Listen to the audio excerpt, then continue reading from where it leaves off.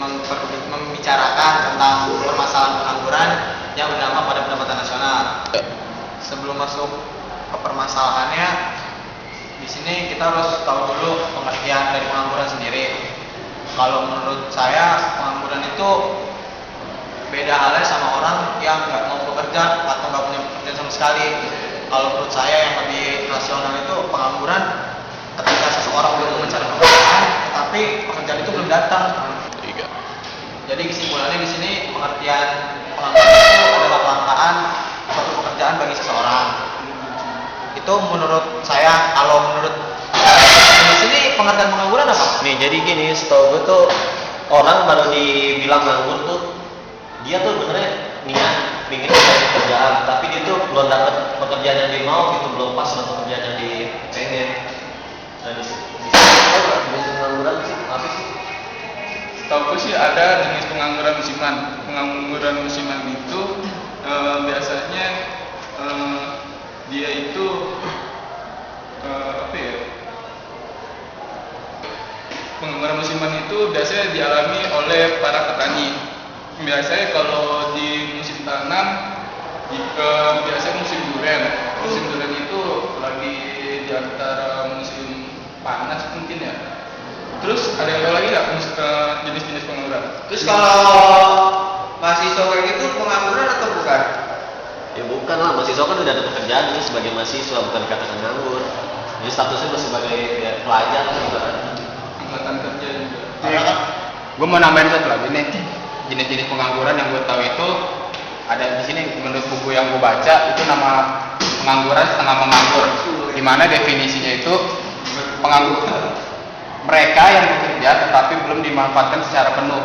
Jadi pengangguran setengah menganggur itu dia bekerja itu belum secara optimal. Waktunya itu biasanya kan orang bekerja kan 8 jam. Ini mungkin dia setengah menganggur itu cuma hanya 5 jam gitu, Sama kayak side job gitu. Iya, side job gitu. Nah sekarang kan pengertian pengangguran tadi udah dibahas nih jenis-jenis juga segala macam. Nah sekarang pengangguran itu ada nggak sih ngaruhnya ke besar kecilnya pendapatan nasional? Sebenarnya ada pengaruhnya pengangguran sama besar kecilnya. Cuma kalau besar kecilnya itu tergantung dari pengangguran. Kalau pengangguran rendah, tenaga kerja yang nganggur itu kan pasti rendah tinggi tuh. Kalau misal pengangguran, kalau tenaga kerja itu kan merupakan gambaran awal dari output nasional. Pasti ada dampak lah buat pendapatan nasional. Cuma kalau besar kecilnya tergantung dari pengangguran itu besar atau kecil. Jadi gimana? Jadi sederhananya aja. Cara mengatasi pengangguran itu jadi kayak gimana? Kalau cara mengatasi pengangguran sendiri, Ya mungkin dengan menambah lapangan kerja lah.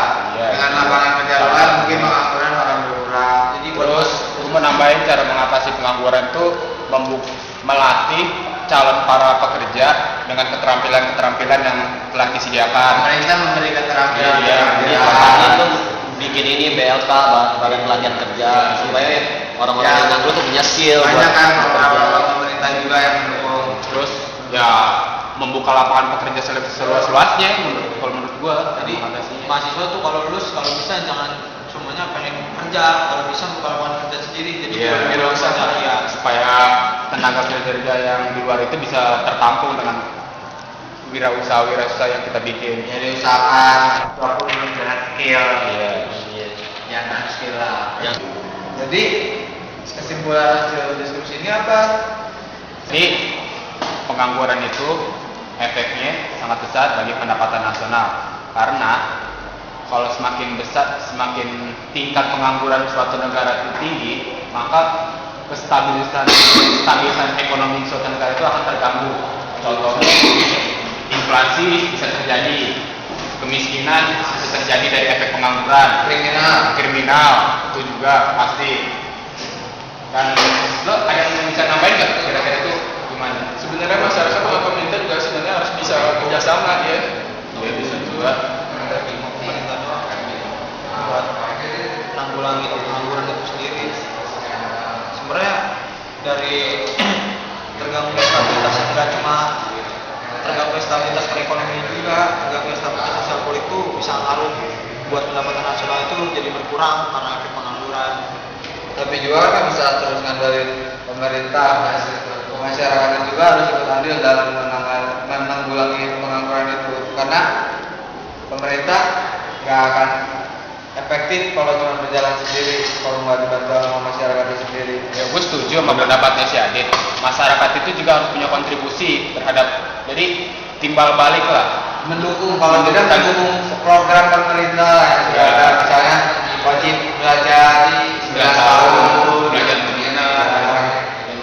Intinya sih manusia itu atau masyarakat selepas dari dunia pendidikan itu nggak hanya lulus mata, dia tuh harus punya skill, kemampuan di luar dari bidang ilmu pengetahuan yang dia punya dari sekolah. Dia juga punya bidang-bidang seperti lain, kemampuan lain seperti dia misalnya dia jago di bidang olahraga, dia tekunin tuh olahraganya. Jadi size job lah di luar dari ilmu dia didapat di SMA terakhirnya. Jadi dia mesti bisa mengeksplor kemampuan dirinya ya. Jadi dia otomatis gak menganggur dengan kemampuan dirinya itu, dia bisa melakukan hal yang berguna buat masyarakat. Jadi sebenarnya ini pembahasan kita sebenarnya bisa lebih lama. Mungkin karena waktunya nggak cukup, kita bisa tutup di sini. Wassalamualaikum warahmatullahi wabarakatuh.